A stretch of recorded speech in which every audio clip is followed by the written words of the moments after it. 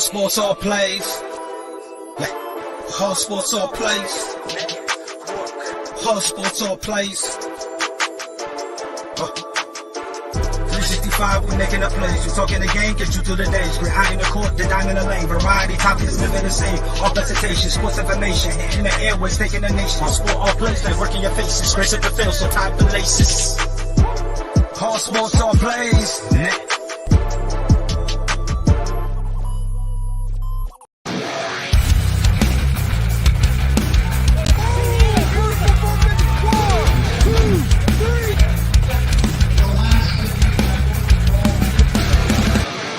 That'd be absolutely devastating.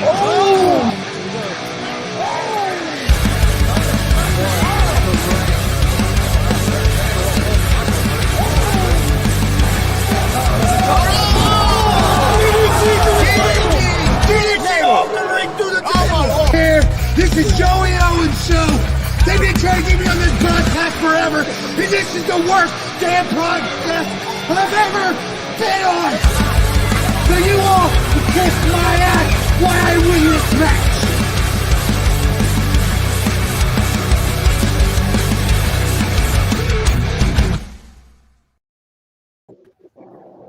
All right, what's happening, everybody? Welcome to G.W.R. Gonzo's Wrestling. Tuesday, April 1st, or April 1st, April 30th, 2024. Can't even talk today. I'm Chris Gonzalez, joined by Marcus Stone and Tony Gonzalez, and as always. And then tonight we got special guest superstar TJ Powers joining us. How's it going, TJ? It's fine. How you guys doing tonight? Doing good. Good. Doing real good. I got to pull Marcus so I can see what's going on here. All right, here we go. Hey, how's everybody? See? Oh. Hey, Look, I messed the intro up one time yet last night. And look, yep, you're getting Marcus is on me, Alex is on me. Well, you deserve it. Oh, well. Marcus, I'm gonna let you go. You know what? Tell him to come in and do your job. Just have to tell him you're going home. No, take the ball, going home. I ain't playing them. Be like that. All right. So, am I starting, Tony? Is that what you said? Yeah, go ahead. All right. When did you first become a fan of the sport to start with? Because everybody should be a fan before they get started training. About 6 years old. 6 years old. I remember watching Dick the Bruiser on Sunday afternoons on Channel 6 because we only had the 4 channels anyway. And me and my dad watched it every Sunday. I'd go to my grandfather's in Newport, Indiana, and I'd watch it with him. So I was a fan from a little kid. Are you going to tell us what year that was? Let's see. I was 1966. Oh, wow. Okay, because I started the same way, but in 82. So I thought you had a little more time on your. Hey, I'm 64 years old and still doing this. So. Okay, so when did you decide that is what you wanted to do? To be honest with you, I probably did when I was about 6 years old. I mean, it was something I always wanted to do. I remember I was about 15, and Bruiser and Dave McClain had a show up in Broad Ripple. So I had my grandmother take me up there so I could meet Dave, and I met Dave, and he just told me to call Vern Gagne. Well, I called Vern, and Vern gives me his price, and, 15-year-old boy ain't got $15,000, So pretty much, I mean, it was always in the back of my mind. I had no idea or no way of figuring out how to maneuver to get into the business, because at that time, you guys weren't around then, but at that time it was really guarded. I mean, just not anybody or anyone was getting in like it is now. I'm no offense to nobody. I'm not trying to piss nobody off now. Calm down before you all jump on here booing me and yelling at me and everything. But it was just a lot harder back then, in the early 70s, mid 70s shit. I started working. I went in the Army, got out, started working for Air Force Security, doing concert security around the Midwest pretty much. And I met a guy there. He told me about Steve Regal. I called him. He said, come up and meet him. I went up and meet him.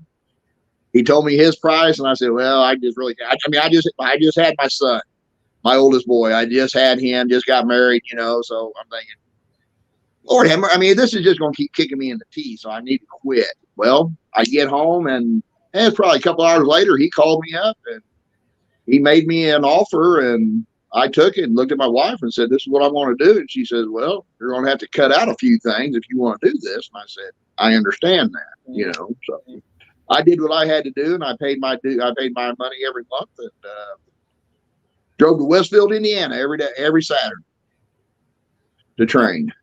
Well, you answered a question because I was going to say, because I know back then, like today, there's schools everywhere. Oh, everybody's got a school. When started, it was behind closed doors, and they were very secretive to let anybody in there. So, yeah, even for you guys, it'd have been hard for you guys to get in there, not being in the business itself. You know what I'm saying? Yeah. In some ways, I wish it was still that way, but I'm kind of glad it is the way it is. I don't know, really. No, you know what? I'm lying. No, I'm not. I wish it was kind of still back the way it was back in the day. As far as how the business is done, not as much as the work, but the kayfabe, the secretive, the fans believing it, because when I was a little kid, I believed these guys were beating the hell out of each other. I thought Bruiser and Valiant and them guys were just killing each other every weekend. And Bobby Heenan bleeding like a stuck hog. I was hooked. I don't know. I was just hooked. Okay. You brought up Steve Regal. Tell who else was in your class. I know most. Let's see. Mr. Electricity, Steve Regal was our trainer, the one that worked for Bruiser, not the one from WWF. We had Don Basher. We had Chris Goodman, which was my first tag partner, which didn't work out real well. Anyway, Basher, me, Quicksilver, Dan Garza, Brian. What was that kid's name? Oh, there was the rest of them never stayed long. They might have worked 6-7 months and they pretty much all quit. Well, because no one was booking. So we had a girl come through there. Kid probably remembers more on than I do. We had one female come through there, and let's see, I'm trying to think. A guy named Bulldog or something on that order. I don't know what the hell he was. He was the one that suplexed me through the ring. Back then, our rings were wooden. And you actually went through the ring? Yes, he belly to back suplexed me in training, and when I hit the ring, it snapped one of the cross beams, and I was sitting in a hole. Rio comes over and looks at me. He goes, "Are you all right?" I said, "Yes, just get me out." Get me out of the hole. Well, the only thing that was metal was the ring post. Everything else was about a wooden ring the other day. Yeah, I remember you. I heard you talking about that over the weekend. About it used to be all wood. Yeah, it was all wood. Just imagine taking your house wall and just flipping it sideways, putting 4 corner posts on it, some plywood, and there you go. You had a wrestling ring. So I can see those breaking. Yeah. Oh yeah. Especially if you get people like Congo Kong and them doing what they do. Yeah, off the top rope. Yeah, that wooden ring wouldn't last at all. But back then, not with all the high flying and the high impact stuff that these guys do. You'd be replacing boards all the time. Yeah, but back then they weren't allowed to jump off the top rope. That was a DQ. So. I don't remember many guys coming off the top rope back in. Second rope, maybe. Yeah, I don't remember a lot of guys using the top rope. Unless they were doing the bit where the guy grabbed them and tosses them right off the top rope. Other than that, yeah, I don't think there was many moves off the top rope. I think WCW was doing the superplexes and stuff, but that was about it. Was you gonna say something, Chris? Yeah, TJ, you mentioned that some of the guys that left after a few days of the training stuff, and that nobody was booking. Was it a lot harder to get booked back then than what it is now? Well, yes, because back then it was word of mouth. you didn't have social media where you could post your videos or post promos or post your pictures and somebody's seen them and said, oh, I want to book that guy. Back then it was either word of mouth or you worked somebody and did a very good job and they went back to wherever their original promotion was and told their guy, and he calls you and has you come in. It was really crazy because half the time I didn't know how promoters got my number. You know, I just go do shows, and next thing I know, I got these other promoters calling me. I mean, I figured out for 25 years, just 25 years, I did 4,000 matches or 4,000 shows. So I have no idea what the number could be now. And if I counted matches, I'd be crazy. But yeah, and here's the thing: I did most of my work in Chicago. They're really the only organizations that were here in Indiana at the time was you had Bruiser, you had Basher, which was running like out in Greensburg and outside at the outer area, and then you had there was a guy in Hammond and a guy in Evansville, and that was it. You just didn't have any promotion. Now you damn near every town's got a promotion in it. Yeah, pretty much. You know, so did you ever work for Vern Gagne? I worked for Vern. Yes, I did. I worked for Vern before Vince bought him out. Bruiser, him and Bruiser were good buddies. You know, everybody says that they hated each other and shit. They didn't hate each other. They knew how to. They knew business and they knew how to work it. They were buddies. I mean, as far as it goes. I mean, I know I went to Dick's house one day and Vern was there. He had flew into town for something and he was at Dick's house. So, yeah, Vern just went out and did a house show basically because he wasn't doing TV or anything. And that was right when his boy was really starting to take over. I went down and got to work in Texas at the Sportatorium before it shut down. And I went down and Garza and Quicksilver and a bunch of us went down on a carload ride and did Memphis TV with Lawler. So, Bobo Brazil Jr., I mean, me and him went to Canada and did TV. So, you know. All right, Tony, I'll let you. Okay, I got a question. Okay. Off that a little bit. What's your favorite venue that you've worked at? Favorite building, favorite place, favorite town? What's your favorite Lord, one? Jeez, dude.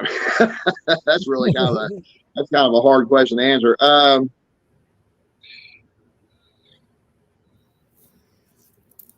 don't know. And now, if you're talking about with like WCW, then the Omni Center is a nice building, and it's just the way it's set up. It's just a real nice place. I mean, even their CNN Center was nice. The way it was set up, it was actually a perfect setup for a wrestling show.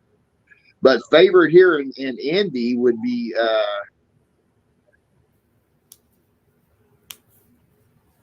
to be really honest, I would have to say that probably the Kokomo Armory. Oh wow.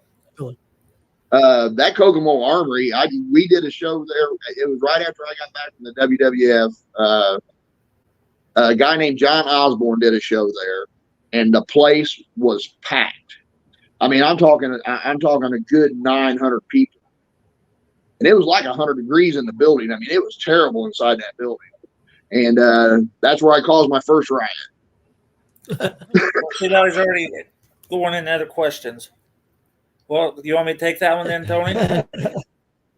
Yeah, go ahead. What's that? Well, because I put on here, me and Tony talked earlier today to get our game plan set up. I said, well, I'll ask him if you've been in any riots.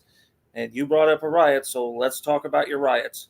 Okay. Is that the Kokomo Armory? Me and Chris were working a team, a John Pettigo and Mike something or other, but they were like bodybuilders, you know, all jacked and everything.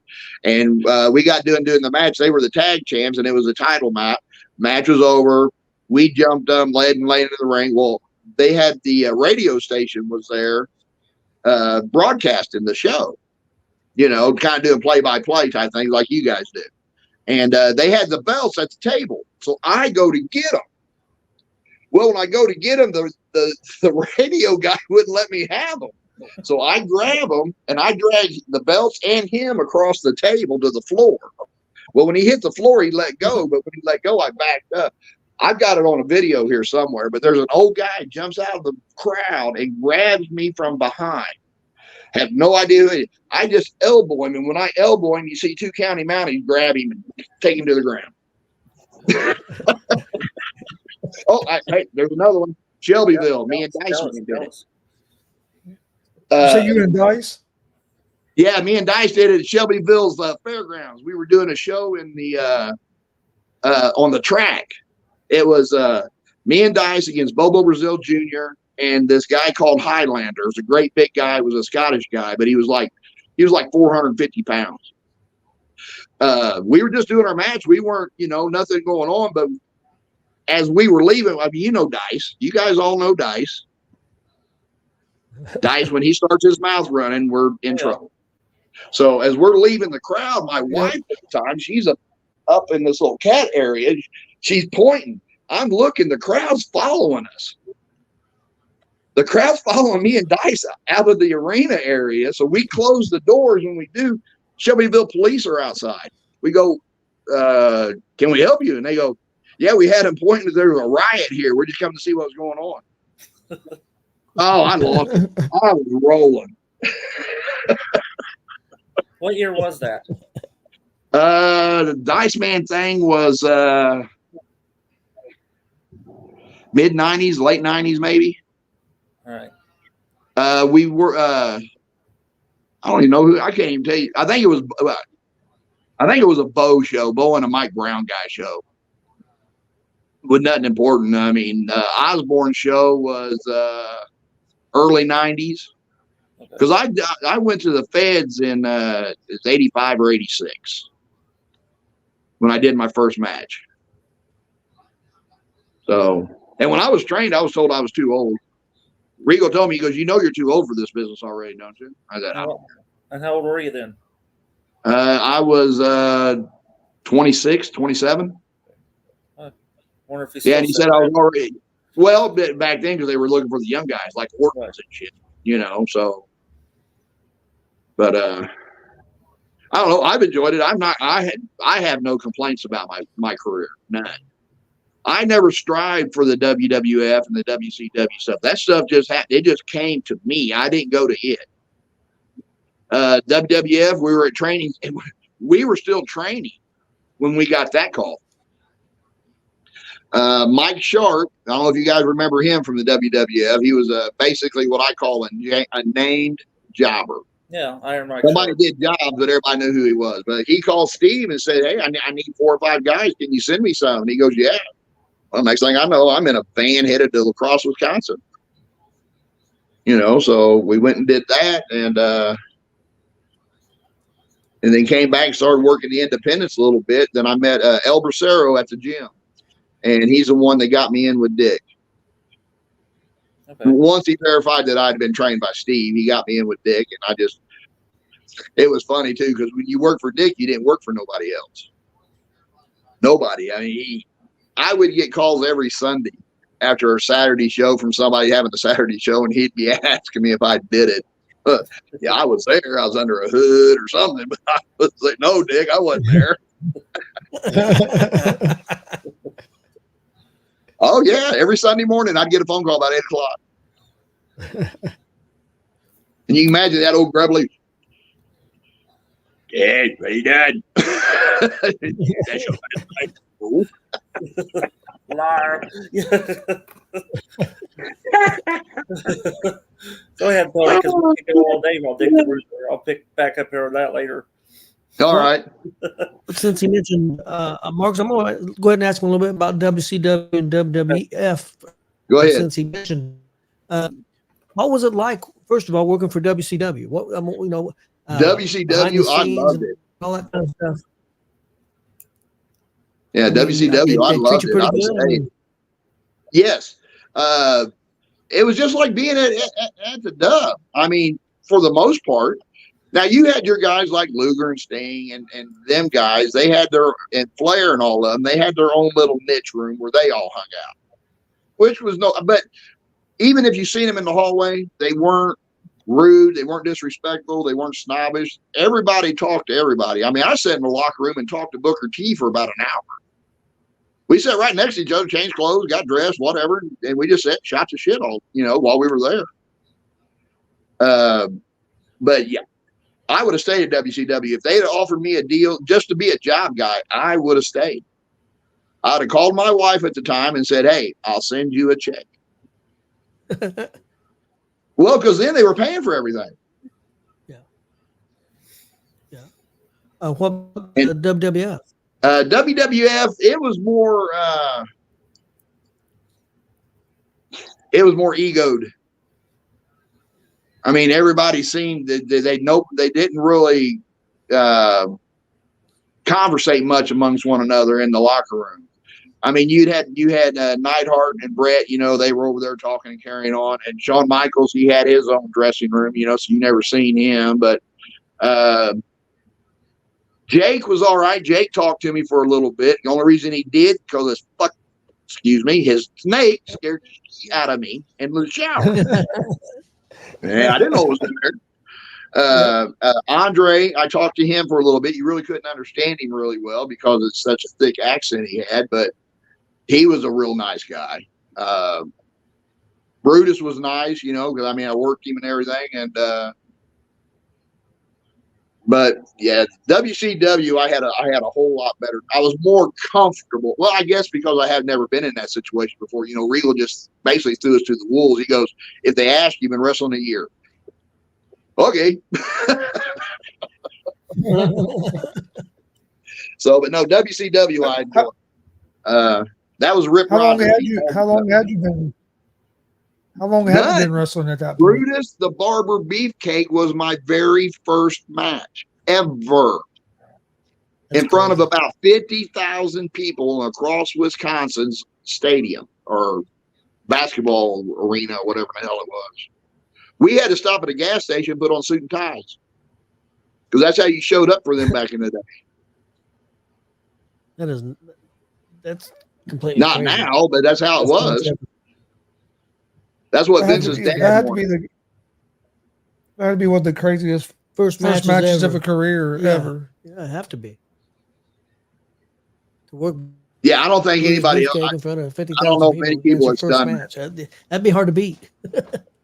My second match was Big Boss Man. Was this a house show or a TV taping? Both TV tapings. I got them both on tape. Actually, if you go to my YouTube channel, they're all the matches I've done that were TV taped. They're on there. House shows I can't find. And that's under I did a lot of house shows for CW. Huh? And that's under TJ Powers on YouTube. Yeah. I'll have to go look them up. I didn't know that. My Vinny Vegas is on, and I'm the only person that ever got out of Vinny Vegas's finish. What it was, I was about 270 when he picked me up for the snake eyes. We didn't talk about it before the match. I'd never seen Vinny or Kevin until I got in the ring and he come to the ring. That's the first time I'd seen him. So we're in there, we're just working, He's telling me what to do, walk and talk shit. And he picks me up to go for the snake eyes, but my center of gravity got off and I slid off his back. Oh, he turned around and hit me in the head and shit and picked me up and he planted me to make it look like he was mad. Then he gets in the back and he apologizes to me. He goes, "Brother, that is my fault because I didn't come and see you before the match to explain to you how we were going to do this." And I looked at him and said, "Sir, it's fine with me. I'm good." The only one, I was the first guy Vader powerbombed after hurting that kid. You guys remember when he hurt that kid, powerbombed him and supposedly broke his back? Yep. Yeah, I was the first one he powerbombed after that. I was the first one they let him do it to. When I got down there, they go, "You're working Vader." And I looked at Rip Rogers and I go, "Why am I working Vader?" I was the biggest jobber they had. There wasn't they didn't have no other. The other guys were real little guys, so they didn't want to put him in there with Vader. I worked Vader 4 different times down there. And and when he was showing me how we were in the hallway and he was getting ready to show me how to powerbomb, and Ric Flair comes out and walks right up to him and goes, "You hurt this one, you have to deal with me." Oh wow. And I'm going, thanks, Rick. It's like I ain't got enough on my plate that I need that now.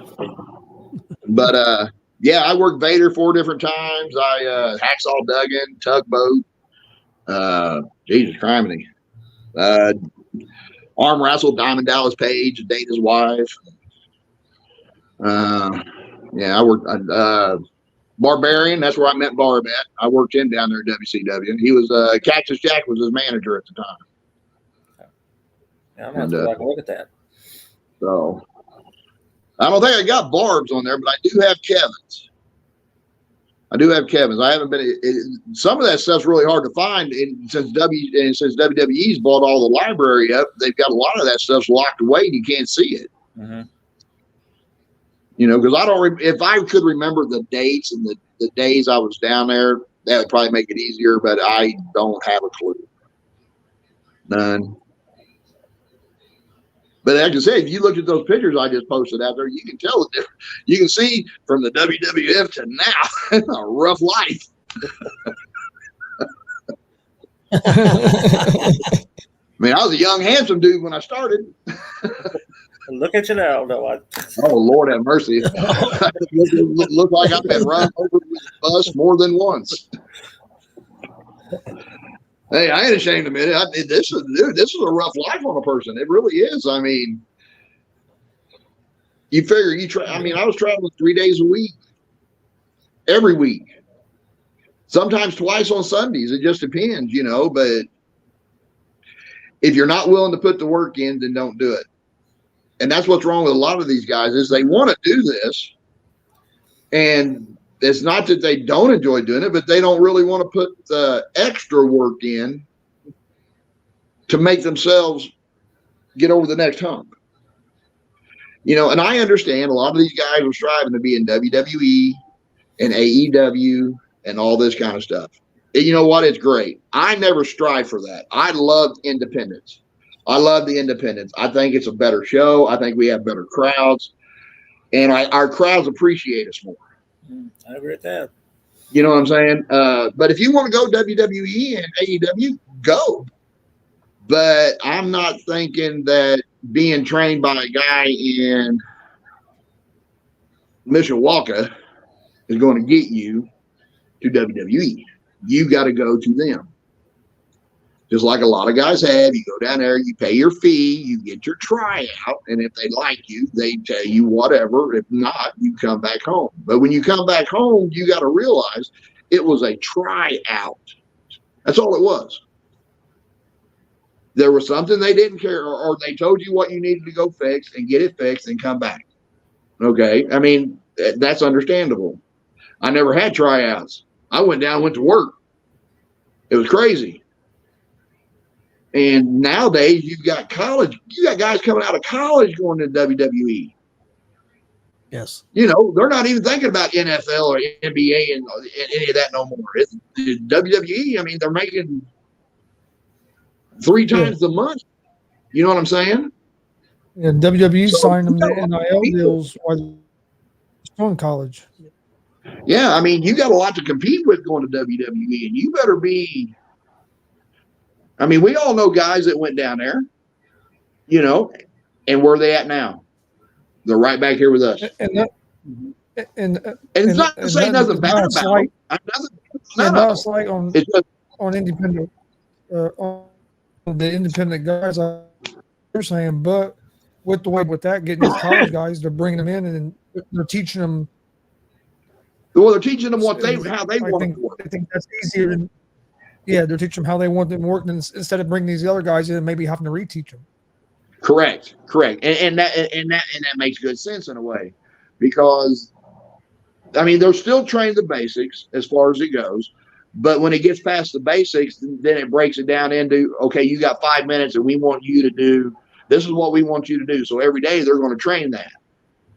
If you watch most WWE matches, I mean, I'm not sure about AEW yet, but most WWE matches, their guys have move sets that are 5-6 moves that they do. You know, the one guy does his moves, then you do your moves, the match is over. That's the structure. My Brutus the Barber was 5 minutes. That's all it was. 5 minutes, a sleeper hold, and he cut my hair. So, and then when you come here to the independents, and this right now where we're working 6, 8, 10 minutes is really kind of weird. I'm used to 15, 20-minute matches, or at least was. I mean, I do them now and don't realize I do them.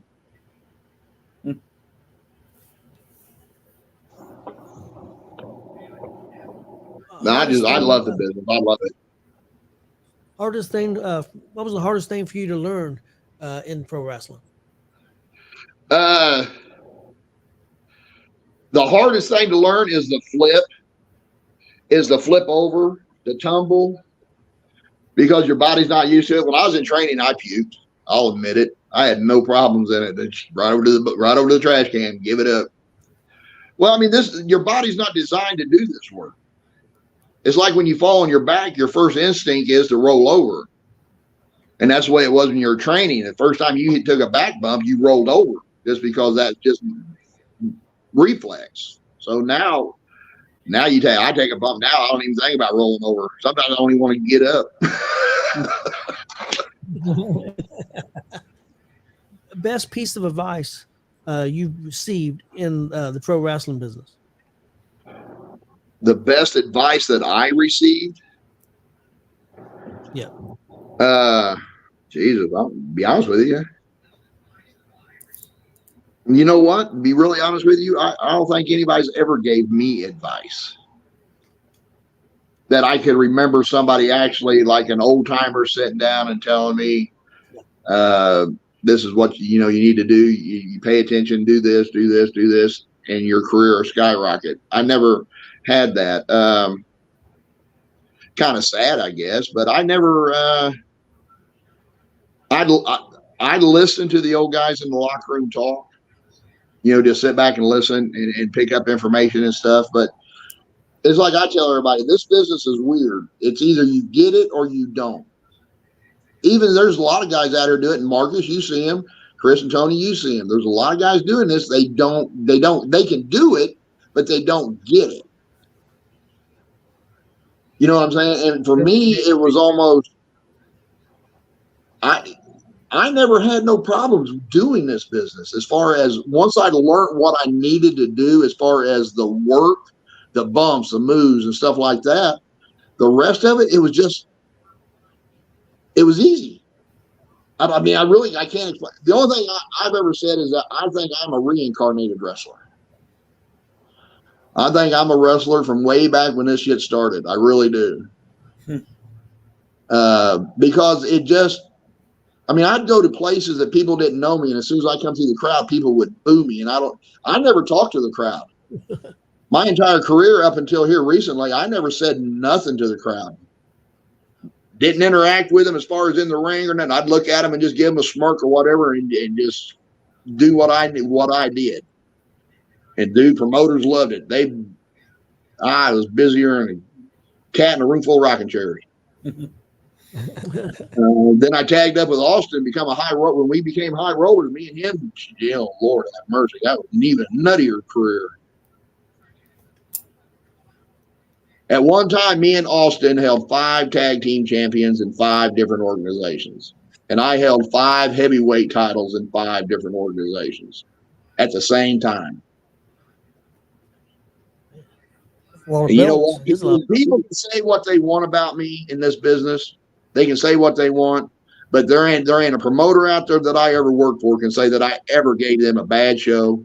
I had promoters hand me belts because their champion didn't want to work me. I go, I'm not your champ. Yeah, he is, because he don't want to work you. He ain't gonna work you. You're the champ. I've literally had guys leave shows because they didn't want to wrestle me. Well, you guys back in the day, I'm light now. What you see now is old man. But back in the day, Basher, I was the guy that Basher had guys go against if they wanted to get into this business. If they wanted to be in WCW, they either had to face me or Itchcombe Weeder. A lot of them never came back. I was mean. But that's what I was brought up on in the wrestling, was guys that were mean. We weren't featherweight. You know what I'm saying? I was a small guy when I started, and I was 265 pounds, and I was a little guy.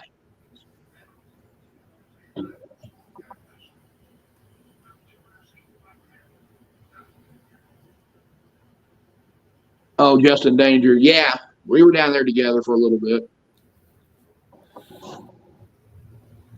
So did people not want to wrestle you because you were like stiff?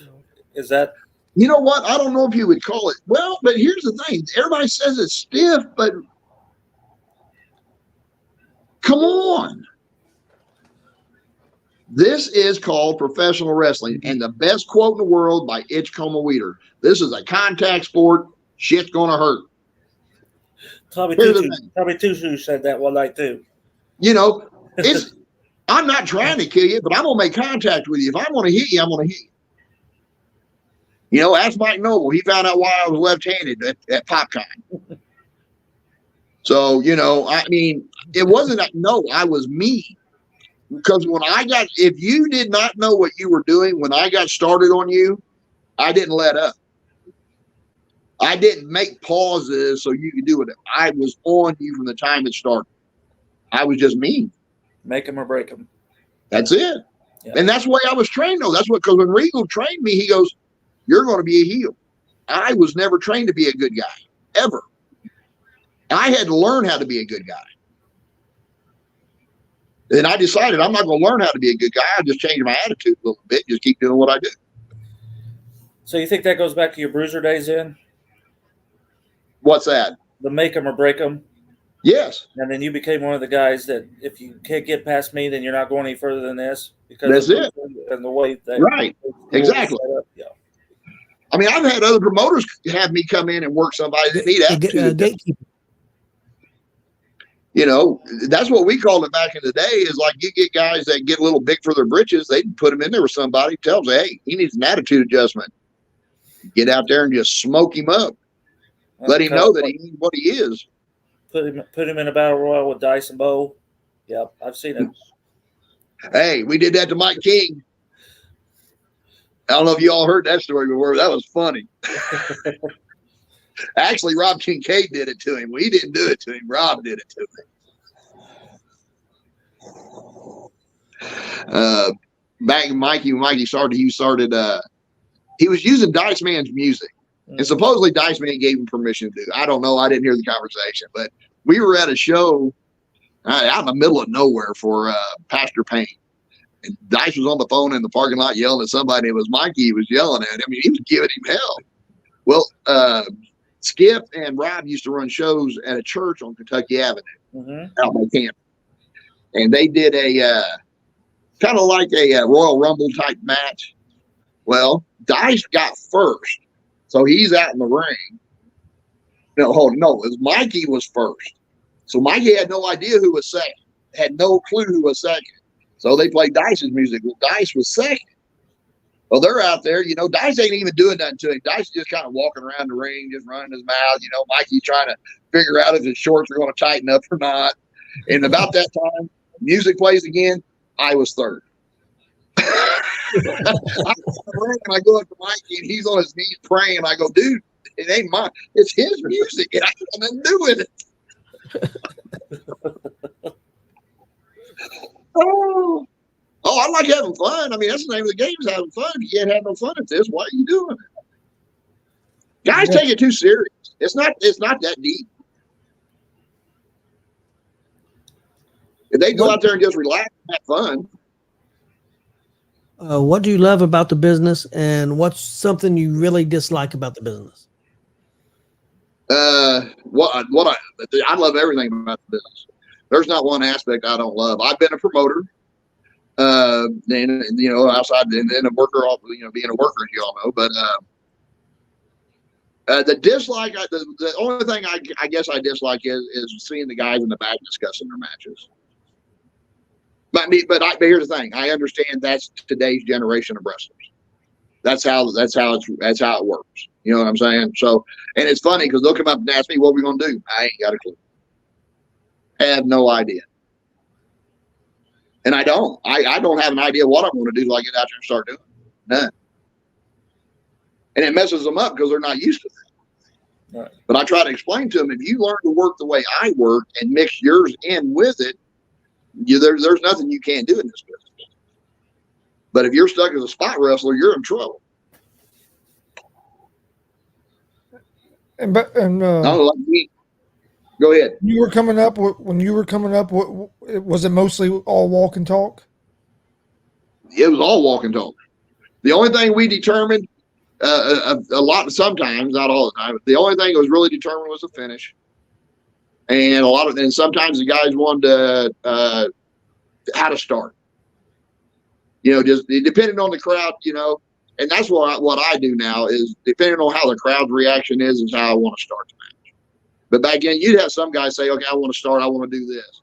The hip toss, arm drag, body slam spot or something. You know what I mean? It was never nothing complicated like, Canadian pile driver, 350, 60 moonsaults. And we didn't have all that back then.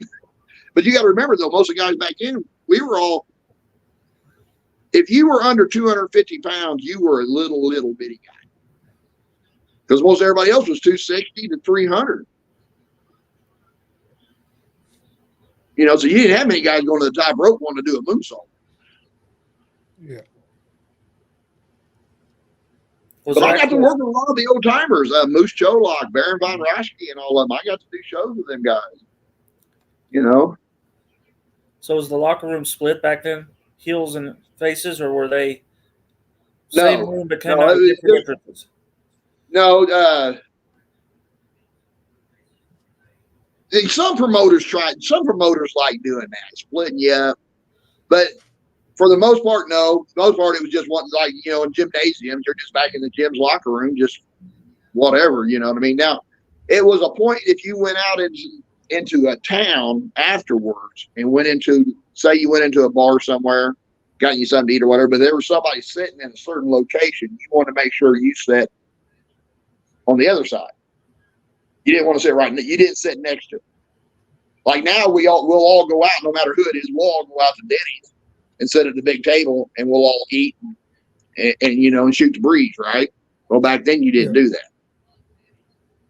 But Dick's bad habit was he'd want me to be a good guy in this town, and then 30 minutes over this way, I'd be a bad guy. You see that now? Yeah. I don't know what I am anymore. Crowd determines it for me. I have no idea. It messes me up when they cheer for me. I don't know how to react. Well, I know when we were doing Retromania, you wrestled Mitchell Taylor.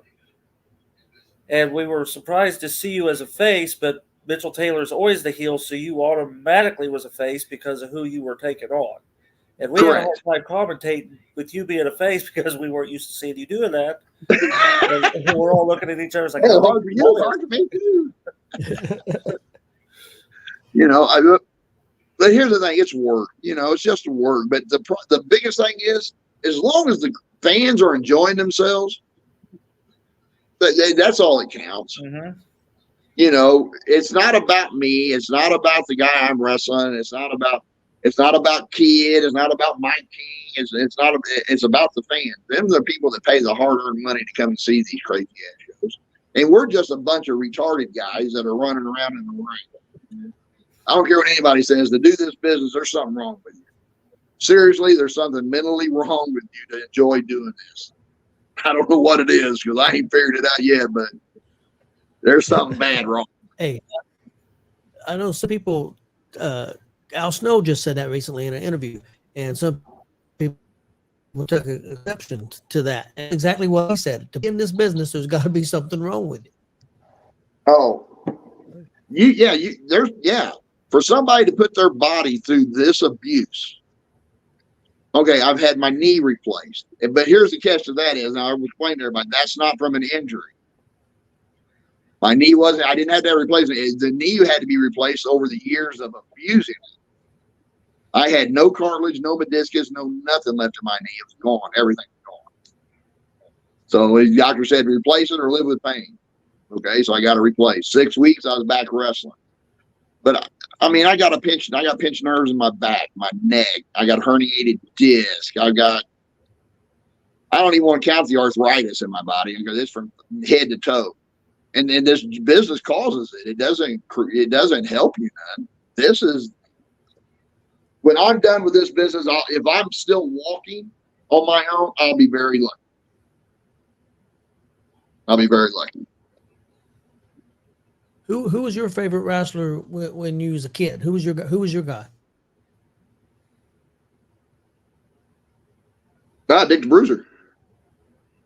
I was a big Bruiser fan as a little kid, and then when I got older, I was watching it. Road Warriors. Sounds like me. Yeah, Road Warriors were. When I first seen Animal, that's who I wanted to look like. Not the hair, but the size he had. And believe me, I tried my hardest. Damn. Whew. But yeah, Road Warriors were my guys. I really liked the Road Warriors. I mean, I like Arn. I mean, there are a lot of guys I can put on that list. Arn Anderson, Hands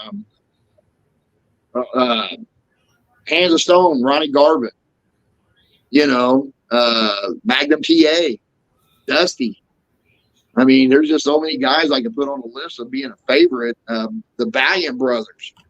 I mean, them were three guys that were that terrorized here in the WWA. You know what I mean? Yep. So.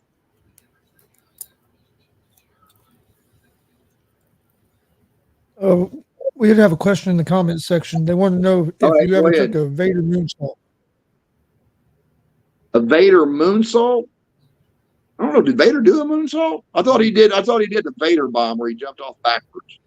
No, I think that's what they're talking about. Yeah, I took every move Vader had. I did see him come off the top rope and flip over. It's kind of like a moonsault, but it's kind of a odd looking moonsault. He did the Vader bomb on me, and I got yelled at over that one. Oh. Because I moved. I think you need to move your phone a little bit. Adjust your phone. I think it's sitting on the speaker now. Now you sound weird. Is that better? No. Hang on a minute. Okay. How's that? Is that better? No, everything was working good. Marcus, does it sound like that to you? Yeah, well? it sounds like he's a cartoon character. Yeah. Oh, great. I don't know what it is. To be honest with you, I don't even know where the damn microphone is on this damn thing. Bottom side. That's why I got it laying sideways. I figured it's just laying on my butt. Yeah, it was working fine, and all of a sudden, let's see if I can do anything here.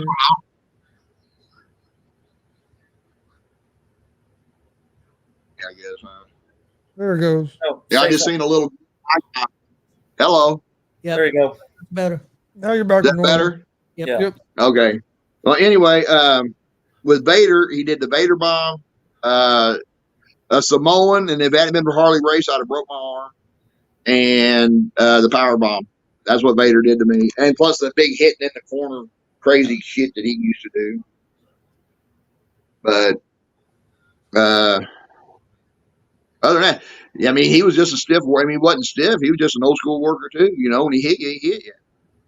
No, but Arn Anderson yelled at me from the Vader bomb because when he slammed me down, he didn't put me in the position I needed to be in, and I kind of wiggled into position. Not a good thing. Arn Anderson ripped me a new one when I got in the back. He said, if that fat can't get you where he needs you to be, you stay right with it. If I hadn't moved, he'd landed on my head. Yeah. But Vader's a nice guy. He was a good guy. I mean, he wasn't egotistic. And that's the thing I liked about with WCW before, Hogan and them guys got down there. Nobody had egos. They really didn't. We were all the same, just they made more money.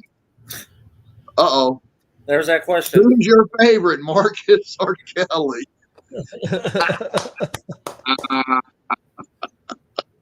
I'm going to plead the fifth. How about that?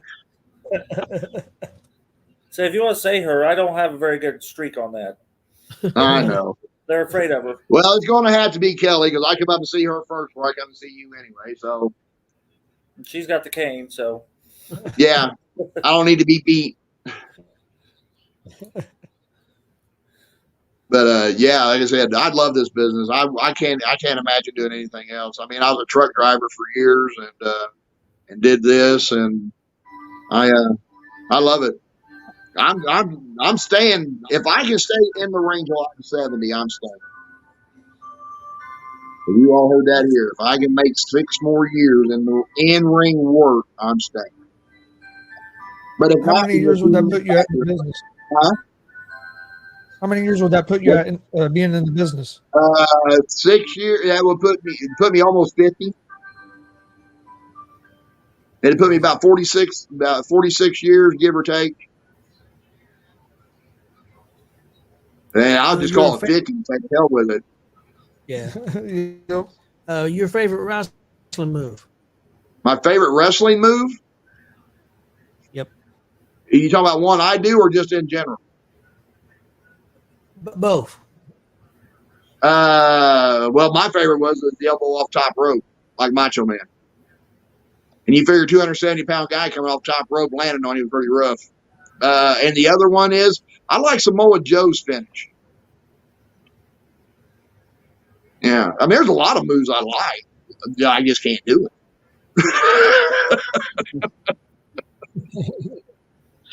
I mean, that Canadian Destroyer is a nasty move. It looks great, but I can't do it. I love your pile driver, and I'm. Oh yeah, I love it when you do your pile driver. My pile driver is homage to Lawler and Harley Race. Yeah. Harley always did his. His was a fallback. He just got him up and just fell back, and Lawler kind of gave a little jump when he did it. And I like doing the jump. It just makes it look more devastating. Yep. I've got a couple names here I'm going to say, and then I want you to say what, and then you can respond to those names how you feel. The first one is Don Basher. Wait a minute. This ain't gonna get me banned, is it? I don't know who you're ready to bring up here. I'm gonna be sure or you bring them up that I ain't getting in trouble here. All right, go ahead. Right. The first one is Don Basher. Great guy. Here, you know what? Here's the thing. Me and him started together, and we really never. I mean, there's a few times we didn't see eye to eye about shit, but we never disrespected or lost respect for one another. And I always worked for him no matter what. We might have, we disagreed, but that was all it was, just disagreement. It never was a fight, argument, mad at each other type stuff or anything like that. But he was a great guy. I miss him a lot.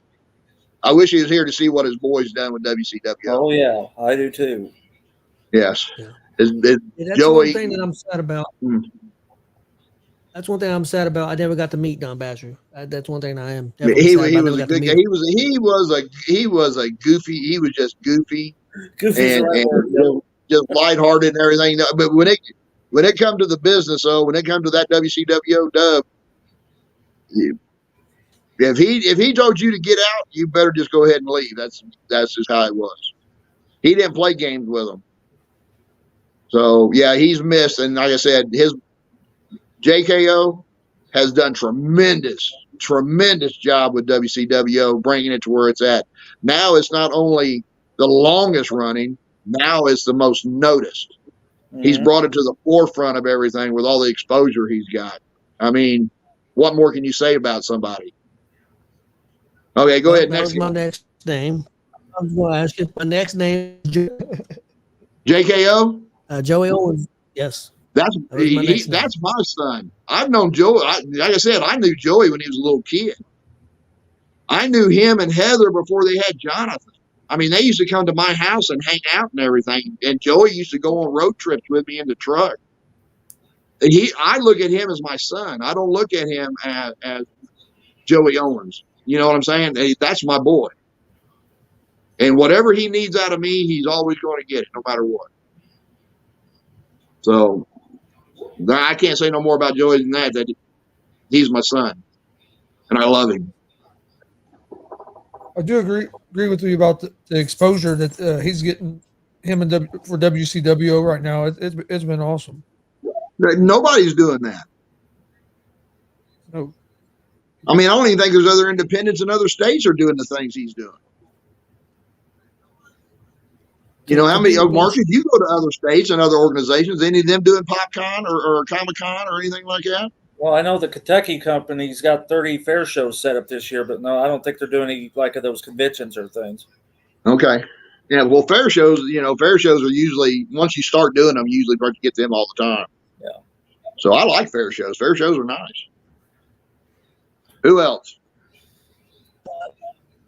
That was it on the names. Okay. Best decision in your career. Best decision in your career. Worst decision that you made in your career, if there's one. The best decision in my career was getting into business. I guess the best decision really is that I never turned down a booking.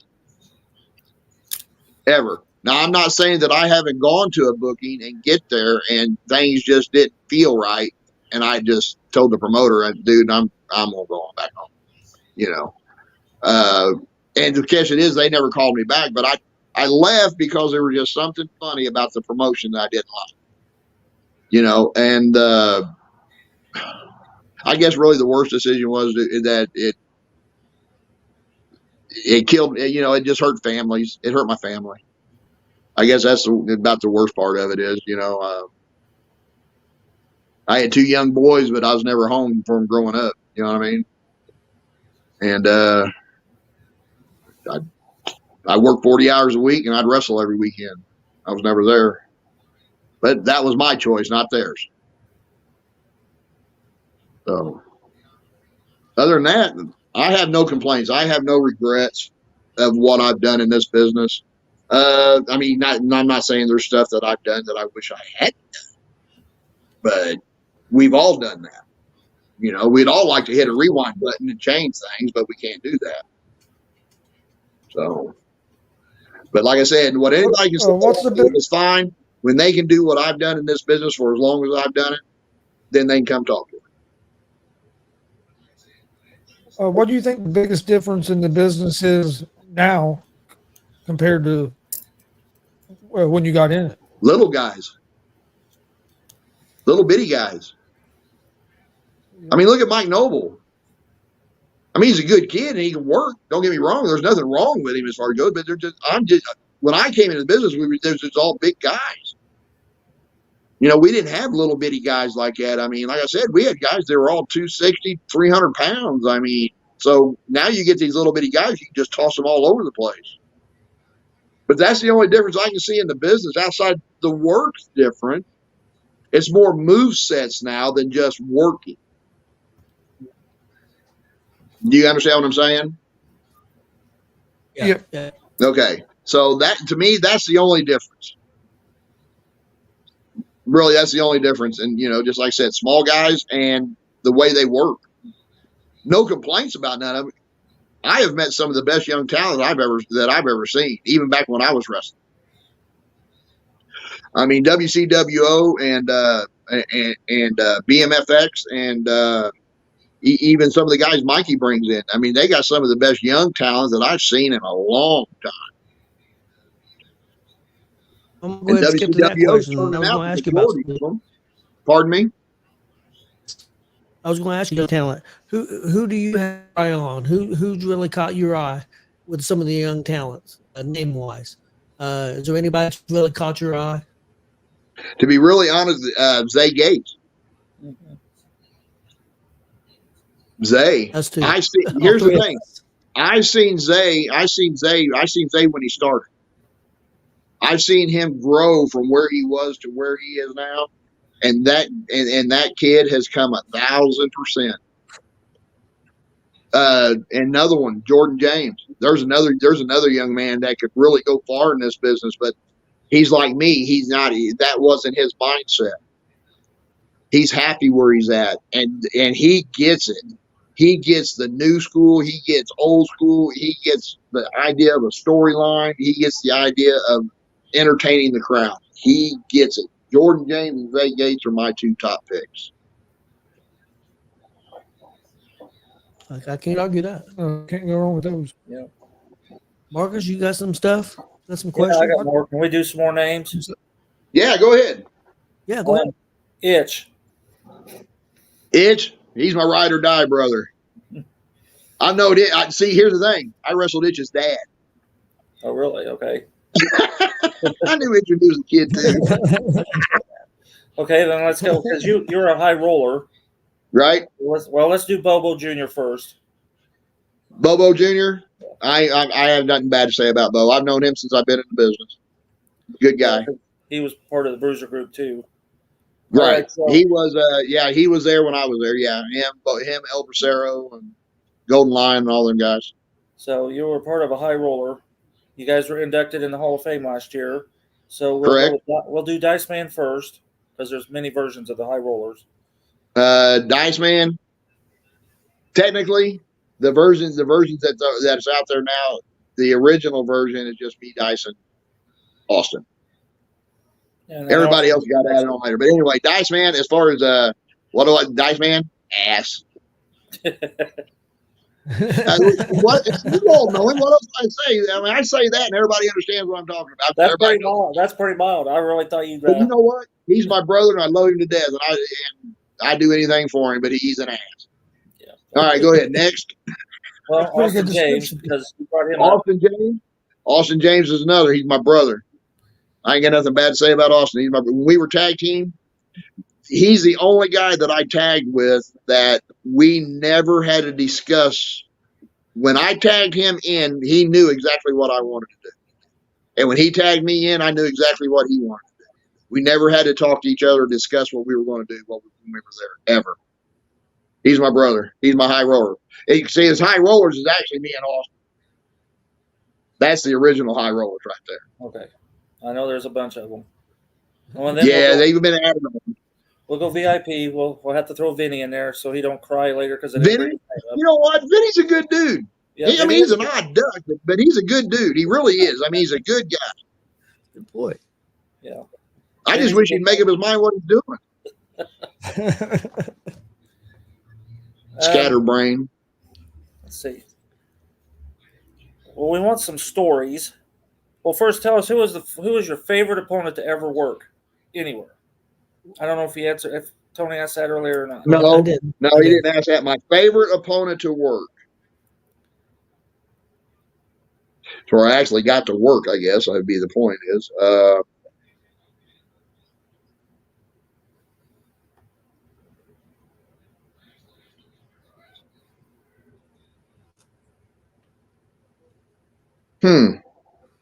You know, it's going to be odd, but I'm going to have to say Vader.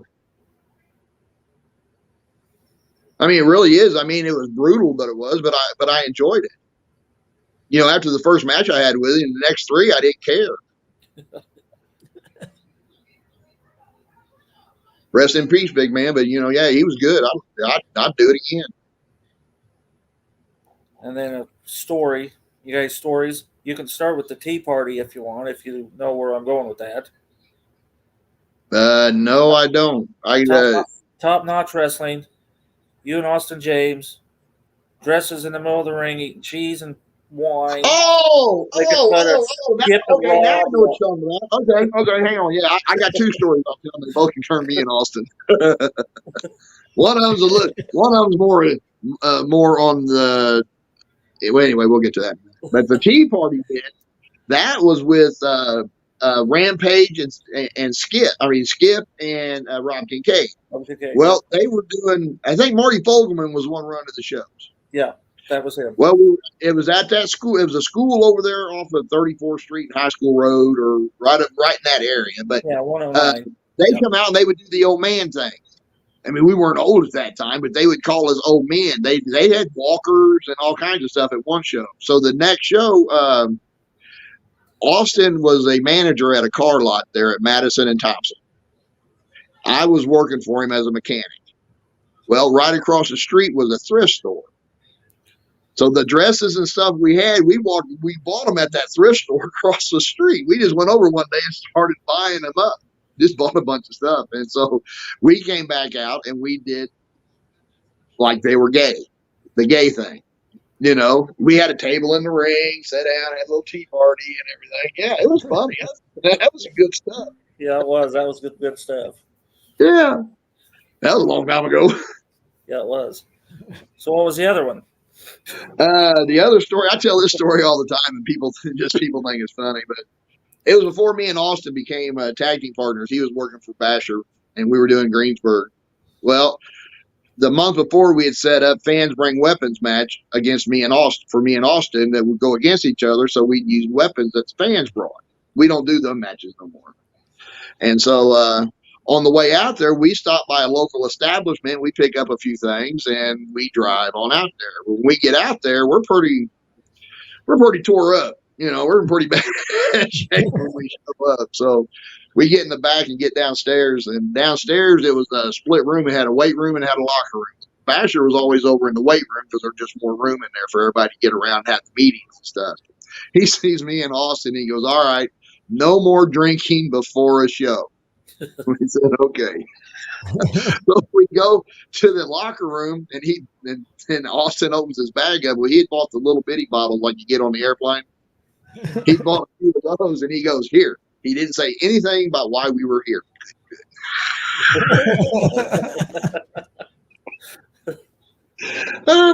I got a bunch of them. I just can't tell you on here. You got any that go to the bruiser stories you can tell? Bruisers? Yeah, well, I got a couple of those. Bruiser, we did a show in Illinois. It was a fair. And it came up a storm. And we had those, how Joey's got that tent thing he sets up for us to dress in? Yeah. When we do outside shows. Well, Bruiser had two of them.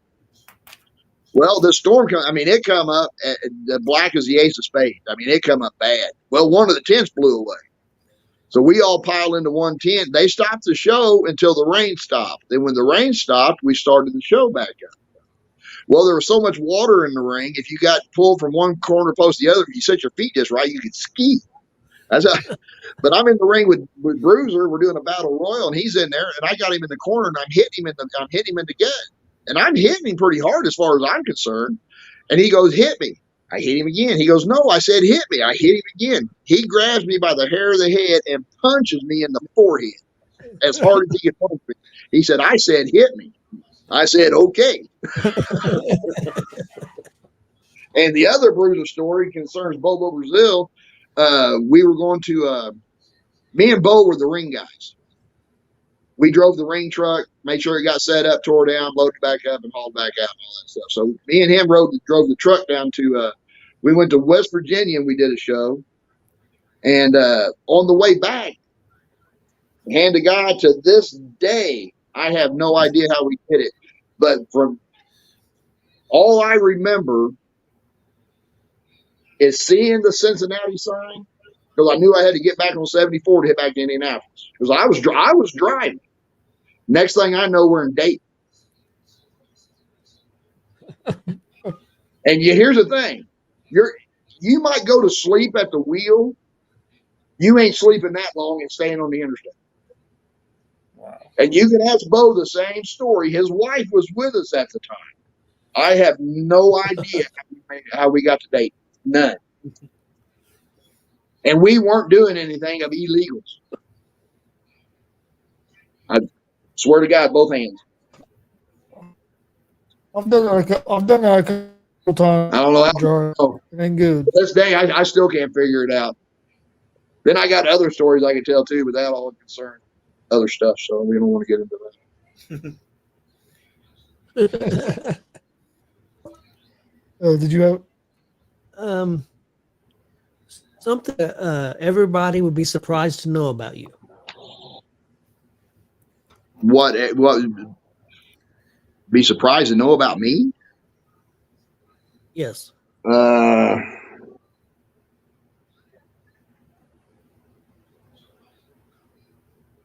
don't know. The only thing I can think of is I'm just a homebody. I like being at home. Most of what you see at shows and when I interact with people is like I was telling people at PopCon. I got in this. I don't like people. I'm being honest. I don't like being in big crowds of people. I don't like being in groups of people. I just don't care for it that much. But I guess what most people don't know. Yeah, I'm a home person. I don't run around the streets. I don't run the clubs. I just like being at home. If I'm not wrestling, if there ain't no wrestling going on, I want to be at home relaxing. Do you have any hobbies? Used to. I don't have as much hobbies anymore as like I used to do. I used to like go camping, fishing, and things like that. Just being outside, being in the woods, going to Gatlinburg, hanging out, things like that. But since COVID hit, it just changed everything up. Everything's just not. The whole world is not the same no more. So I just like being at home is a lot safer. Favorite food? Chinese and Mexican. You can't go wrong with that. No, Yeah. we eat a lot of both. We eat a lot of both. That's true. Marcus, Yeah, they're the only anything ones that else? have buffets. Oh, the Mexican don't have a buffet yet. If I could find a Mexican buffet, that'd be great. Yeah, you would be both. Oh man, that'd be awesome. There's Yeah, supposed to be what? one in Huntington, Indiana. There's supposed to be a Mexican buffet in Huntington. It's supposed to be really good. Well, I'll have to I'll check check that out. that We're out. we gonna be close to Huntington anytime soon? What, Portland? In Portland over by really Huntington? close. Not too far. Not real far. Yeah, it's not too far. I don't think. Yeah, I thought it was right up there in that area. Hell, I don't know. I've been all over this crazy ass state. I've been in towns where we've had shows. We've had more people at the show than live in the town. Yeah. I was in one just Oh. as Did bad. have another name. Go ahead. What was Dick the Bruiser like? What was Dick the Bruiser like? Dick was a nice guy. He really was. I mean, when it come to his promotion, you didn't mess with him. You didn't come and run shows in Indianapolis. He would send guys to your house to let you know you're not running this show, or he would go and book the building the day before you and run a free show and just kill your show. But Dick, as far as it went, I mean, he was a nice guy. He really was. When I first went to work for him, he treated me just like I'd been working for him for years. His wife loved me. Another thing, he'd call me up on Sunday, says, I need you to come to my house. We got to have a meeting. I go, okay. I get to his house and I go, okay, Dick, what we got a meeting about? He goes, here's the keys. There's the garage. The lawnmower's in it. Meeting with the grass. A log. I'd be cutting his grass, and Bobo Jr. would be cleaning his pool. Well, that's funny because I've heard Bo tell that story too. But he didn't bring your name up as the lawnmower, but he did tell me about the pool cleaning. So Yep. Dick used to call you up and he'd have you come over and do chores. But great. He was a good guy. He really was. I mean, if it hadn't been for him and his mom, we'd still have an athletic commission here. Him and his mom was a big politician here, and she helped abolish the athletic commission. I knew she was a politician. I didn't know she had done that. But Yeah, her and Dick, they got the athletic commission going. Here's the thing. For professional wrestling, now that Vince has made it to where it's sports entertainment, I don't even know why the commissions are still hanging out. I mean, here's what, Chicago had a commission, but you didn't have to have a license. You just had to be on the list. So once you went and worked for somebody, you were on the list. The ones that got the advantage of the athletic commission was the referees in Illinois. Referees were guaranteed $150, regardless if you had two people show up. They got paid $150. Plus, you paid per seat. So if you set up 200 seats, that's what the promotion had to pay the commission for, was 200 seats. wow. In Kentucky, they got theirs where you can't bleed, you can't do this, you can't do that. I mean, then what's the point? Why do a cage match if you can't bleed? Oh, I didn't know that. I knew they were strict because we were just down No, there. they are. They're very strict. I mean, But when I I didn't know got my about the blood. Kentucky license, I had to go get an AIDS test done and sent to them. So, but I mean, in Michigan had one, but Michigan got rid of theirs. Illinois got rid of Missouri's. When I went to Missouri and I lived there for a couple of years. A promoter there gave me their application for their license. It was that thick. Wow. You had to do memory tests. You had physical tests. You had all kinds of stuff you had to do to be able to get a license in Missouri.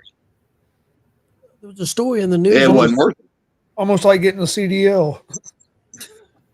Worse, really worse. I got Yeah. my CD. Well, my CDLs wasn't no problem, but damn.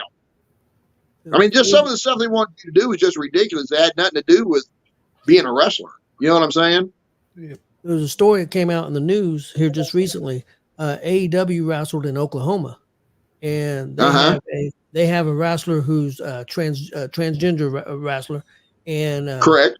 She wrestled, and since she wrestled, AEW was sent a notice, and she was sent a notice if they ever come back to Oklahoma and she wrestles again, AEW would be fined and she would be arrested. Wow, Oklahoma's really tough, huh? They don't like transgenders or gays or nothing, do they? No, they was sent. Well, you know what? That's going to be bad for Oklahoma because Oklahoma's got a lot of sports fans.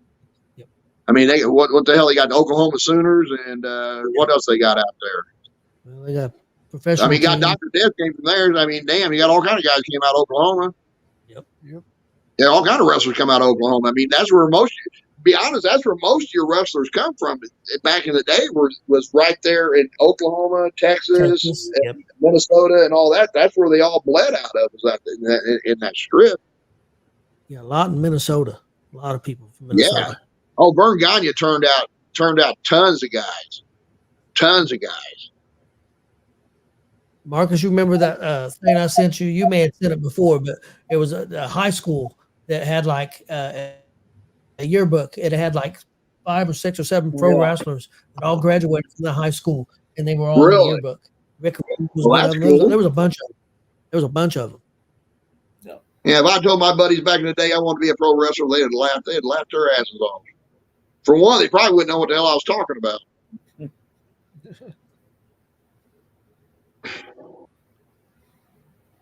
I mean, it just takes a special person, one to like this sport and another one to do it. Oh, Because here's the thing. Well, I'll give you something people don't know about me. I don't watch other sports. I don't watch football. I don't watch basketball. I don't watch baseball. I don't watch table tennis. I don't watch it. I barely watch wrestling on TV anymore. I'm starting to watch WWE now because I want to see if they're going to do what they said they were going to do at WrestleMania and bring back the attitude. AEW, if they don't figure out shit soon, Rock's going to be buying them out. Well, you got nobody down there knows what they're doing. That's true. Jericho's the last one there. Them Young Bucks, I don't even want to get started on them, but Jericho's the last one there that has a clue on what's going on because he's been around. You know what I'm saying? That's the thing. He's got people there. He's got Dustin Rhodes. He's got. Yeah, but is he utilizing them guys? Because it doesn't seem like he don't listen to him. He had Arn Anderson there. He didn't use him. If you're not going to listen to these guys you hire, because you don't know shit about this business, and you hire guys to do to run the business for, let them do what they know what to do. Because it started out really well. I like AEW when it first popped out on the scene, but then all of a sudden, who starts showing up? You got Big Show, you got Jake the Snake, now you got Edge, you got Jericho was there for the jump, but all these guys left the WWE. Same thing TNA did. They all went to AEW. AEW shouldn't have picked them up. Now, if they were going to be agents in the back to help development guys, I could agree with that. But they didn't need to be out in front in the ring. Christian basically almost a second WWE show. Correct. It's like the thing with CM Punk. They created that show for CM Punk on Saturdays, and then that shit went down in England. I just seen a thing Kevin Nash was talking about AEW. He goes, I have never seen a promotion with so many belts. He said, everybody's got a belt. Yep. We talked about that last night. Yep. Is that what it was last night? Well, we talked about, that was one of our subjects. Oh, Kevin was on a podcast somewhere talking about them. Yep. Does belts mean anything? There's a promotion down in southern Indiana. I will not tell you the initials, but there's more people in the locker room that have belts than there are people in the locker room that do not. Oh, I know which one you're talking about. Yeah, you do. Like, I think the referee has a belt too, but I don't know. Hey, I like the no, it's Mikey's show. You got the ring announcers got ring music. Yeah. There's a couple. What the hell is the ring announcer? You don't need ring music. Don't get Tony started on that. Don't get me started on the ring announcing. Go ahead, Kimmy. Tell me what you got. No, I better not. Yeah, you I better not. I don't want to piss nobody off. Hey, here, okay, here, tell me in my ear. I'll do it. We can do it when we go off air. Yeah, yeah. Don't go anywhere off air, and he'll tell you when we're off air. Yeah. Okay. Marcus, you got anything else? Well, you didn't ask him about music or No, Mount I did Rushmore. not. Or Yeah, Mount Rushmore. My music. yeah, music. I like, to be honest, I like country and old school rock. I like some old school. I like some of the old school rap. You know, like Dr. Dre and Ice Cube and them kind of guys. I don't understand this new rap they got, but I like some of the older stuff. But yeah, BTO, you know, Bachman Turner and guys like that. That's what I grew up on. Yep. Maybe I should have turned that damn thing on. Country music. I'm a real country music fan. I like country. You like the old school country or the new school country? A little bit of both. Just depends. I mean, I grew up when I was growing up. I grew up listening to Conway Twitty and Letta Lynn and Johnny Cash and Freddie Prince and all them kind of guys. And my mom and dad listened to them all. Now some of the newer guys. They're not new now. They've been around for a minute. You know. Yeah, I like some of the newer stuff. Well, over the older stuff. I mean, because it's more up to date as far as the music that they're singing about. Yeah. It's not all crying in your beer. Yeah. Or I lost my wife or my woman. Yeah. Marcus, you have anything? Do you have a Mount Rushmore? I mean, you've seen a lot of people. Can you put a Mount Rushmore of your favorites?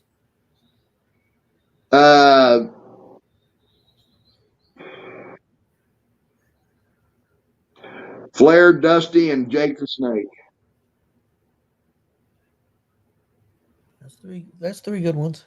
Yeah, it is. A lot of my characters is mimicked after Jake. Just attitude, you know, being deliberate about what you do. Don't hesitate. You know, so. But yeah, that'd be my three. That'd be my three Mount Rushmore if I had to choose three. I mean, you can make that list all day long, but them are the three that really pop to the top of my head. Flair, Dusty, and Jake. Yeah, Jake may be arguably the greatest heel of all time. Yes. Actually, the guy that he set the bar for being a heel. He set the bar and he set it very high because he was just nasty. I mean, that's the way I was back in the day. I was just mean and nasty and sneaky. Oh, I was a sneaky ass man. I could get in and out of the ring like it wasn't nothing. The thing about Jake, he never raised his voice. He didn't yell. He didn't scream. Nope. All attitude and the thing is, with his monotone, the way he talked, you listened. Yep. When the guy's up there yelling and screaming like the Ultimate Warrior and Hogan and all them guys, you really didn't pay much attention to what they were because of who they were. But when Jake got on there and he just talked low keyed, like, this is deliberate. This ain't a work. This is exactly what I plan on doing next time I see you. And you believed it. Well, it drew you in. Yeah, you believed what he said. Yeah. You wanted to turn on next week to see what Jake was going to do to whoever. Well, it's like the bit I watched autobiography on him, and he said where he did Ricky the Dragon on the DDT on the floor. He told Vince he didn't want to do it. Yep. He goes, I don't want to do it. I don't want to do it. And Vince told him to do it anyway, and he did. And he knocked him out. Mm-hmm. Well, he talked to Ricky. You know? Ricky said, I'll be all right. He said, no, you won't. He said, no, I'll be all right. It'll be good. Go ahead and do it. If He you did look it. and see the way, All right. if you look at the way Jake did his DDT, if you didn't know how to take it, you were asleep. Yeah, he didn't That's like just plain and simple. It was Nobody just real else- quick. Once he hooked you, you had to be ready to go. You couldn't hesitate a second. When you felt him hit you, when you felt him hook you, you might as well just start. Just get in the motion. And that's what I try to do, guys. When I try to use a DDT, I want it to be real quick. I don't want it to be lackadaisy. You know what I'm saying? It has a nastiness to it when it's done real quick. Yep. Right. It looks more devastating. And that's just it. The moves that, it's just it. You want your moves to be devastating moves. If they're big power moves, you want them to look like you're trying to bend the guy into a pretzel. Yep, I agree. Well, Marcus, you have anything else? Nope. I looked at both our lists. I think we're good. We cover everything, fellas? I think so. I'd like to have you on some other time, maybe, and just go through a bunch of stories, though. Do you have a depth story? You know what? I can tell stories, but problem is I don't like them. I don't know if we can put them all in the air. Can you tell a dub story? A what? A dub story? A dub story. Let's see. The best dub story going right now is what happened with me and another guy down there. I know what's your story. Okay, so but other than that, dub stories. Let's see. Really, we've never had anything. I can't remember of anything that's really outside of just ribs. We're just ribbing, the younger guys, and messing with them, and they're not really sure how to take it. Other than that, there's really not many stories out of the dub that everybody don't already know. You know what I'm saying? The dub's not a secret. Do you have a favorite rib that you've done on somebody? Yeah, I got one, and it was on Waterboy. He was at the dub, and in the back in the locker room in the dub, there's a couch, and the couch was me, Vinny, and Itch. That was our couch. We sat there every week. Okay, well now I started coming back. When I came back and come back in, there's, Jackson sitting there, KJ sitting there. Well, Waterboy was sitting over on the other end of it. And I just told him, I said, bitch, get up. And he looked at me and he called me one. So I act like I got mad and ran out of the room. And I went to Kid and I said, hey, he called me this. I want him tonight. I did it. But the thing about it was all the guys jumped in on the rib. They were all back there telling him, are you crazy? KJ was giving him the cross like, your death is come. And we let it go. I carried it on for a long time. And, I said, and then I told him, I said, well, I can't get my match with you because I already had a match set up. But I said, I got somebody to work you. I told him I was going to have KJ working. And he's going, oh, no, because he knows how KJ chops. Yeah. Well, then I go back inside and Pete goes, no, you go out there and tell him we got Congo Kong coming in to wrestle him. So I went out and told him Congo, and it was like his whole body just turned white. That's probably the best one I've done in a long time. That one right there. Because I did. His mom was in it. She jumped on board with it. Ruthless. Everybody in the locker room, everybody jumped on and played. Everybody played, and it worked. It worked out really well that everybody jumped on board with it. That's awesome. But that's part of the business, though. That's just it. If you got a chance to mess with somebody, mess with them. Sometimes it's easy. Sometimes they just give it to you. I'll take it. You open the door, I'm going to run with it, damn it. That's probably the best rib I've done on somebody in a while. I seen Kid hit 2 or 3 of them at a time, but kids are rough. Well, Joey was in a good mood. Oh, yeah. He was a real good mood the other night. Yeah. Oh, that was Friday. Oh, yeah. Friday night. Yeah. Friday night. Yeah. Joey was in a real good mood Friday night.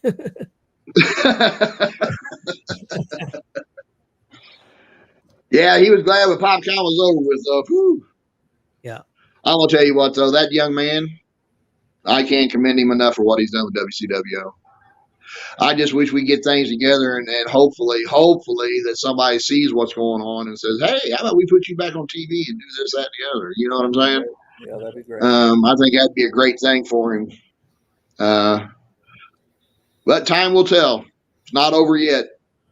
So we got see what we got coming up. We got 11 coming up, the 11th. Yep. We got DCCW WCW combo on the 18th. Yep. Friday night's a dub. Every Friday night's a dub. Yep. What else we got coming up? We got anything else coming up after the 18th? Oh, I got me and kids got BMFX the 19th. Okay. So we got Lafayette coming up. So that's where I'll be. Yep. If anybody's interested, probably not. Most people around when I was coming up, they ain't around no more. Most of them, there's a few people that might remember me. I don't know if there's many out there that remember me. I do know this though. I guess when we did that Hall of Fame, I be honest with you, I didn't realize how many guys or careers I actually helped or influenced in one way or another, and I appreciate all them letting me know what I've done for them, because I didn't realize I had done none of that. I didn't set out to do it. I mean, to me, somebody asks a question, give them an answer. They might not like the answer, but the answer is the answer. Yep. So, All right. but yeah, I've enjoyed this career, and I'm gonna keep on rolling. Well, you've had a great one. Well, we enjoy watching you. Yes. I enjoy having you guys there. I appreciate you guys being there. I really do. I mean, if it was for you guys, you guys give every promotion you go to, you give them publicity, you get them out there, you get people knowing who they are, and if they don't take advantage of that situation, well, I don't know what to tell them. And the same with Marcus. I mean, I don't know how many pictures Marcus has put online of different promotions as he's gone to across this state and other states. And, if the promoter doesn't know how to, take advantage of that situation of somebody that comes to his shows to do, and is really not doing it for the promotion, he's doing it for the guys, and not take advantage of that, it's just retarded. Yep, I agree. We're having a blast, man. Having so much fun. I'm glad, dude. Like I said, I've had a blast for 40 years, and I ain't stopping yet. Damn it. Yeah, I'm a huge. Chris knows, and Marcus knows how big of a wrestling fan I am. I watch wrestling pretty much 7 days a week. If you're awake, you're usually watching wrestling. Old, new, whatever. I watch everything. So, and then love going to the shows, having a great time. Yeah, I've been. Like I said, I started watching it a little bit. My problem with WWE is that they do too many in-ring promos. Most of that stuff now last night was pretty good, having Braun come out. So it looks like Braun and Logan's going to have something go on here eventually. But for the most part, you can do all that stuff in the back. If I'm paying that kind of, I don't know what their ticket prices are now, but I know they're, $150 or better. And if I'm paying that kind of money, I don't want to see somebody standing in the ring talking. I mean, I'm sorry. I just don't want to see it. I mean, hell, people pay $12 as a dub, and how many times do you see people standing in the ring talking? Yep. Very, very seldom. Yep. Have you checked out NWA? I've seen a little bit of NWA. I seen NWA when Nick Adonis was there. It wasn't too bad. I've watched a little bit of NWA. I've watched some of their stuff on YouTube. I've watched the MLW. MLW is a real good company. If any of these young guys were wanting to upstart, to get to that next level, MLW I think would be a good company to hook up with. And Ring of Honor. I mean, Ring of Honor's been around for as long as TNA's been around, pretty much. I mean, maybe before they were just getting, they just didn't get no recognition like WCWO did. So, Ring of Honor turned out all kinds of talent. Yep. So Ring of Honor, MLW, and NWA. If you can get an NWA too, I mean, at least get an NWA. I mean, that's worldwide traveling there. You could be in Australia tomorrow. So, Well, TJ, we appreciate you coming on with us. Yeah, really. I appreciate being on, guys. I appreciate every one of you guys. I really do. I mean, if it wasn't for you guys, then people wouldn't know who we were. And like he said, we'll definitely have to get you back on here again. Yep. Oh, hey, anytime. Just send me a message. Let me know you want me on, or when you see me at the show, just tell me what day it is. And like I said, I'm retired. I sit at home. Me and my dog. I'll show you. Me and her. That's my roommate. All right. We appreciate everybody watching. Please hit that subscribe button on YouTube at Gonzo Sports Room. Like and follow Facebook, Twitch, X, Instagram, all at Gonzo Sports Room as well. And we will see you guys next time.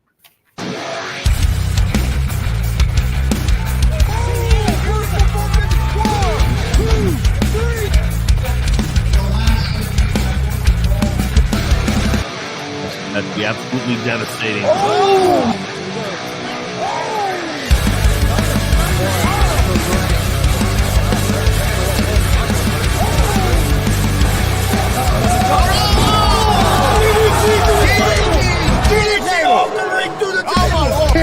This is G.W.R show. They've been trying to get me on this broadcast forever, and this is the worst damn broadcast I've ever been on. So you all can kiss my ass while I win this match.